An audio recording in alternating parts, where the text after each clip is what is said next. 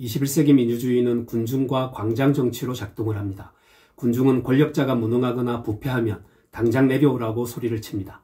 4.19 혁명부터 윤석열 대통령 탄핵 찬반 집회까지 광화문 광장과 부산역 광장은 늘 군중의 외침이 요동칩니다. 노벨문학상 수상자인 엘리아스 카네티는 평생 군중을 연구한 사상가이자 시인, 철학자, 소설가입니다. 그가 군중에 집착한 계기는 1차, 2차 세계대전입니다. 괴테와 칸트를 사랑하는 독일인이 어떻게 수백만 유태인을 살해했을까? 독일인은 왜 포악한 권력자 히틀러에 저항하지 못했을까는 평생 카네티가 연구한 화두였습니다. 우리 역사를 봐도 군중이 항상 현명한 결정을 했던 건 아닙니다. 권력자에게 이용당하면서도 계급 배반 투표를 하거나 때로는 개돼지 취급도 받았습니다. 카네티가 내린 결론은 인간의 역사는 살아남은 자의 역사이고 폭력의 역사이며 시체더미의 역사다. 권력자는 군중을 전장으로 내몰고 군중은 곧 시체더미가 된다. 권력자는 자신만이 살아남아 들판에 서고자 한다는 것입니다. 카네티는 스페인계 유대인입니다. 불가리아, 영국, 오스트리아, 독일에서 성장합니다. 20대의 카네티는 화학 박사 학위를 받았지만 문학에 더 관심이 많았습니다. 군중 현상을 다룬 소설 현옥과 희곡 결혼은 극찬을 받습니다. 카네티는 1938년 문학을 포기합니다. 전쟁으로 치닫던 나치 독일과 히틀러에게 열광하는 군중을 보면서 군중 심리 연구에 평생을 바치게 됩니다. 35년이 흐른 1960년 카네티는 20세기 명작으로 꼽히는 군중과 권력을 완성합니다. 책을 읽은 아놀드 토인비는 인간사에 대한 포괄적 이해를 제공했다고 극찬을 합니다. 카네티는 나치 독일의 탄생과 세계대전의 원인을 권력자와 군중의 관계로 설명을 합니다. 독일 국민은 1차 세계대전 패배로 하이퍼 인플레이션에 고통받습니다. 마르크화 가치는 1조 분의 1로 추락을 합니다. 신뢰의 상징인 화폐 가치가 떨어지자 사람들은 자신의 가치도 하락했다고 믿습니다. 국가에 대한 불만과 집단적 상실감이 극에 달했던 시기입니다. 나치는 인플레이션을 유대인에 대한 증오로 연결시킵니다. 유대인을 제물로 삼는 전략으로 대중의 불만을 다스린 것입니다. 최종적으로 히틀러는 유대인은 죽여도 상관없는 해충이란 이미지를 불어넣습니다. 독일 국민 역시 누군가를 죽여서 삶의 공포에서 벗어나려는 집단 광기에 휩싸이게 됩니다. 카네티는 독일 국민이 또는 군중이 공동살생을 안전한 것으로 인식했다고 당시를 분석합니다. 군중과 권력 첫 문장은 인간은 모르는 것을 접촉할 때 두려움을 느낀다. 접촉의 공포로부터 벗어나기 위해 또는 살아남기 위해 군중을 만든다는 문장으로 시작을 합니다. 카네티는 군중 내부에서 일어나는 가장 중요한 사건을 방전이라고 부릅니다. 방전은 구속 상태로부터의 해방, 에너지 폭발과 방출을 의미합니다.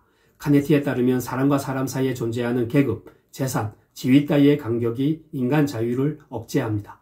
군중은 방전이 일어나는 순간 그 간격 또는 격차가 사라지고 평등이 찾아온다고 믿습니다. 군중 속에서 서로 밀고 밀리며 빽빽하게 밀착할 때 누구도 나보다 뛰어나지 않다는 황홀감에 빠진다는 것입니다. 집회에 참석한 군중이 빈부격차나 사회적 지위에 상관없이 동질감을 느끼는 이유입니다. 평등의 느낌은 군중이 와해되는 순간 사라집니다. 각자 집으로 돌아갈 때 누구도 자신의 지위나 소유물을 포기하지 않습니다. 인간이 자신의 재산을 지키기 위해 얼마나 노력하는지를 생각해 보면 간격이나 격차가 사라졌다고 믿는 것은 완전한 환상이자 착각에 불과합니다.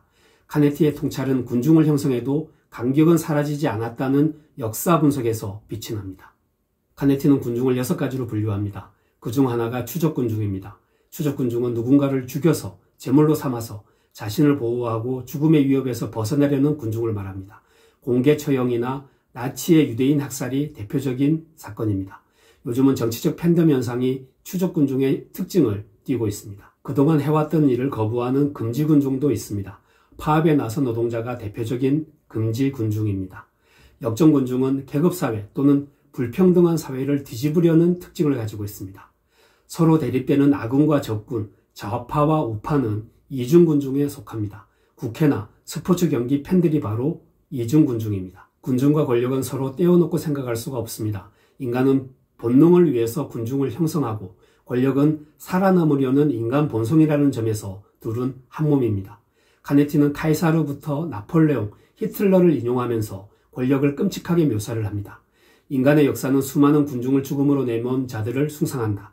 그들은 모두 시체더미의 왕이다. 살아남은 최후의 인간이 되는 것, 이것이 권력자가 원하는 것이라고 카네티는 일갈합니다. 여기서 카네티는 인간은 신을 사로잡아서 신이 입었던 파멸과 공포의 갑옷을 자신의 것으로 만들었다는 유명한 문장도 남깁니다. 21세기에도 권력자에 의한 살인과 파괴는 반복됩니다. 러시아 푸틴은 이미 수많은 우크라이나 국민을 죽음으로 내몰았습니다. 권력은 명령을 통해서 군중에게 전달됩니다. 카네티는 명령을 받는 자는 가시로 뒤덮여 있다고 표현을 합니다. 여기서 말하는 가시는 마음의 상처입니다.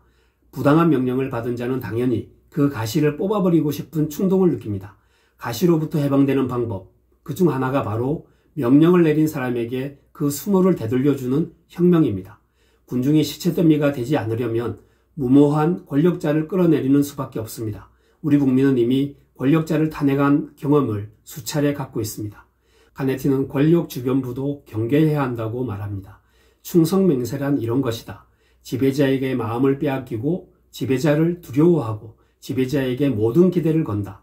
다른 것은 존재하지 않는다. 권력자를 이렇게 맹목적으로 추종하는 참모는 나라를 망치기 마련입니다. 비선 또는 충성파가 국정을 뒤흔든 현장을 우리는 21세기에도 목격하고 있습니다. 권력자는 스스로 살아남기 위해서 또는 권력을 유지하기 위해서 군중을 통제하거나 때는 먹이도 줍니다.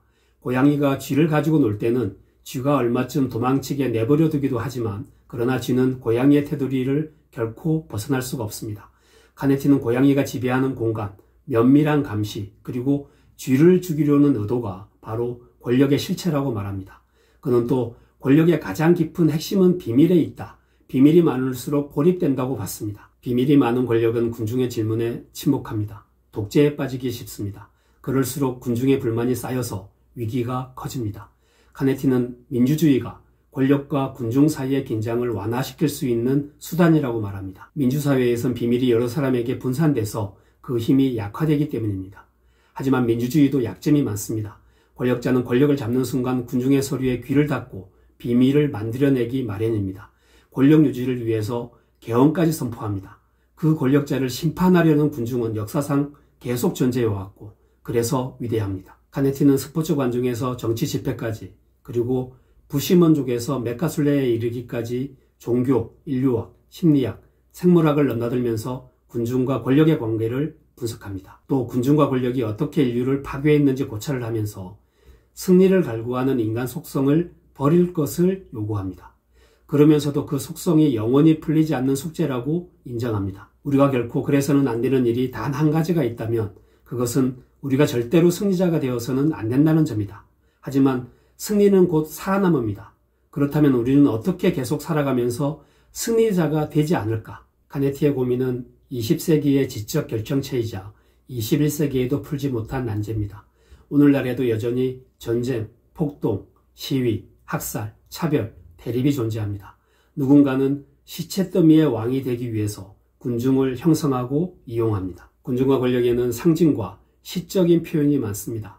문장 하나하나를 곱씹다 보면 군중이 선출한 권력자가 왜 터무니없게 권력을 행사하는가, 그리고 군중은 권력에 어떻게 반응하고 때로는 어떻게 권력을 뒤집는지 이해할 수가 있습니다. 생각의 상자 피치였습니다.